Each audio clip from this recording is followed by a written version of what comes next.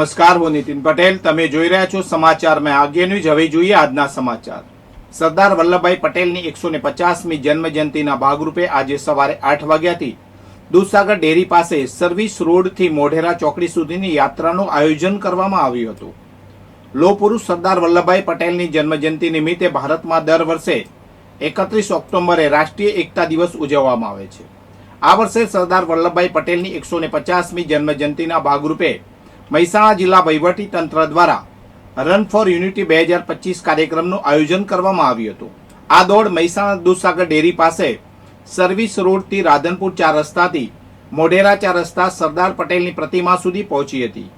આ રાષ્ટ્રીય કાર્યક્રમમાં મંત્રી ઋષિકેશ પટેલ, જિલ્લા પદાધિકારીઓ, અધિકારીઓ, કર્મચારીઓ, ખેલાડીઓ, એનસીસી કેડેટ, હોમગાર્ડ્સ, વિદ્યાર્થીઓ, મહેસાણાવાસીઓ તેમજ સર્વ રાષ્ટ્રપ્રેમી પ્રજાજન સહભાગી થયા હતા. મહેસાણા ખાતે સરદાર વલ્લભભાઈ પટેલની જન્મજયંતિ નિમિત્તે રાષ્ટ્રીય એકતા દિવસની ભવ્ય ઉજવણી કરવામાં આવી હતી. આ અવસરે રાજ્યના મંત્રી ઋષિકેશ પટેલે સરદાર પટેલની પ્રતિમાને પુષ્પાંજલિ અર્પણ કરી હતી. મંત્રી ઋષિકેશ પટેલે વધુમાં ઉમેર્યું હતું કે સરદાર સાહેબના પુરુષાર્થ અને અથાગ પ્રયત્નોના કારણે જ આજે દેશની એકતા અખંડ અને અક્ષુણ્ય રહી છે. દેશને વિભાજિત કરવાના પ્રયત્નો સામે સરદાર પટેલે સ્થાપેલા અખંડ રાષ્ટ્રને આગળ વધારવાનો સંકલ્પ લેવા માટે તેમણે આહવાન કર્યું હતું.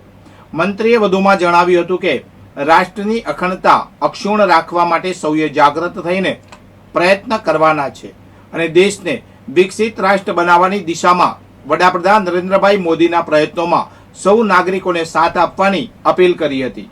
સરદાર પટેલ દેશનું ગૌરવ, દેશની અખંડતા અને એકતાનું પ્રતીક એવા સરદાર પટેલની જ્યારે 150મી જન્મ જયંતિનો અવસર, રૂડો અવસર, એમને યાદ કરવાનો અને દેશની એકતા અને દેશના શૌર્ય માટે, દેશની અખંડિતતા માટે એમને કરેલા પુરુષાર્થ અને પ્રયત્નોથી આજે દેશની એકતા અખંડ અને અક્ષુણ રહી છે. ત્યારે એવા સમયની અંદર કેટલીય શક્તિઓ આજે દેશને વિભાજિત કરવાનું, કેટલા પ્રયત્નો પણ એમને કરેલી એકતા પછી થયા છે, પરંતુ સમગ્ર દેશની અંદર, દેશના લોકોમાં આઝાદી અને આઝાદી પછીની આ એકતા વિકસિત રાષ્ટ્રમાં પરિણિત થાય, પરિણમે અને એના માટેના જે પ્રયત્નો દેશે કરવાના હોય તો સરદાર પટેલ સાહેબને યાદ કરી એમના પ્રયત્નો અને દેશને વિકાસની ગતિમાં આગળ લઈ જવા માટે આદરણીય પ્રધાનમંત્રી મોદી સાહેબના પ્રયત્નોમાં સાથ આપવા અને દેશને વિકસિત રાષ્ટ્ર બનાવવાના પ્રયત્નોમાં અને સરદાર પટેલ સાહેબે સ્થાપેલા, બનાવેલા અખંડ રાષ્ટ્રને આગળ વધારવાનો સંકલ્પ એમની આ 150મી જન્મ જયંતિ નિમિત્તે સૌ રાષ્ટ્રના અને ગુજરાતના લોકો ભેગા થઈ અને પ્રતિજ્ઞા કરે કે આવતો સમય એ દેશનો સમય છે, આવતો સમય એ રાષ્ટ્રનો સમય છે અને રાષ્ટ્રના સમયમાં એને વિકસિત બનાવવા માટે અને એની અખંડતા અક્ષુણ રાખવા માટે આપણે સૌએ જાગૃત થવાનું છે અને પ્રયત્ન પણ કરવાના છે. મહેસાણા તાલુકાના લાગણજ ગામે પોલીસ મથકથી 1 કિલોમીટર દૂર અંતરે મામાપુરા વિસ્તારના રબારીવાસમાં આવેલા ચેહર માતાજીના મંદિરે સેવા પૂજા કરતા સ્થાનિક ગાંડાભાઈ મહેરાજભાઈ રબારીની ફરિયાદ મુજબ તેઓ રાત્રે મંદિર લોક કરી બીજે દિવસે સવારે મંદિરે પૂજા કરવા જતા મંદિરનો દરવાજો ખુલ્લો હતો, જેથી તેમણે અંદર જઈ તપાસ કરતા મંદિરના તાળા તૂટેલા હતા. મંદિરમાં ભક્તો દ્વારા ચડાવવામાં આવેલા દાનમાં આવેલી સોનાની ગિલેટવાળી પાઘડી, 350 ગ્રામ વજનના 3 ચાંદીના પારણા, 1 કિલો ને 100 ગ્રામ વજનના 5 ચાંદીના નાના મોટા 76 મળી 1.98 લાખની મત્તા ચોરી થઈ હોવાની જાણ થઈ હતી. જે બનાવ મામલે પોલીસને જાણ કરવામાં આવતા લાગણજ પોલીસ મથકે અજાણ્યા 4 શખ્સો વિરુદ્ધ ગુનો નોંધવામાં આવ્યો હતો. પોલીસે તસ્કરી મામલે નજીકના સીસીટીવી ફૂટેજ સહિતની તપાસ હાથ ધરી હતી. ઉપરવાસમાં થયેલા વરસાદને પગલે અને ડેમમાં જળસપાટી જાળવી રાખવાના હેતુસર ધરોઈ ડેમમાંથી આજે સાંજે 2000 ક્યુસેક પાણી છોડવાનો મહત્વનો નિર્ણય લેવામાં આવ્યો હતો. આ નિર્ણયને પગલે મહેસાણા સહિત સાબરમતી નદીના કાંઠાના વિસ્તારના જિલ્લાઓને સાવચેત રહેવા સૂચના આપવામાં આવી છે. કાર્યપાલક ઇજનેર ધરોઈ મુખ્ય બંધ વિભાગ નંબર 1 દ્વારા આપવામાં આવેલી માહિતી અનુસાર ધરોઈ ડેમની જળસપાટી હાલમાં 622.1 ફૂટ નોંધાઈ છે. ડેમનું ચાલુ માસનું રૂલ લેવલ 622 ફૂટ જાળવવું જરૂરી હોવાથી આજે સાંજે 7 કલાકે ડેમમાંથી 2000 ક્યુસેક પાણી હેઠવાસમાં છોડવામાં આવ્યું હતું. આ નિર્ણય અંગે અમદાવાદના મ્યુનિસિપલ કમિશનર તેમજ મહેસાણા, સાબરકાંઠા, બનાસકાંઠા, ગાંધીનગર, અમદાવાદ અને ખેડા જિલ્લાના કલેક્ટરને સત્તાવાર જાણ કરી દેવામાં આવી છે. તમામ જિલ્લાના વહીવટીતંત્રને સંભવિત પરિસ્થિતિને ધ્યાનમાં રાખીને તકેદારીના પગલાં લેવા માટે સૂચના અપાઈ છે. મહેસાણા જિલ્લાના વડનગર પંથકમાંથી પોલીસે શેરબજારના રોકાણ કરવાના નામે ગ્રાહકોને ફોન કરી છેતરપિંડી કરતી ટોળકીના 3 આરોપીને ઝડપી વડનગર પોલીસે સબલપુરના 2 અને સુંઢિયા ગામના 1 ઇસમને ઝડપી કુલ રૂપિયા 30,500ના મુદ્દામાલ સાથે ઝડપી પાડ્યા છે.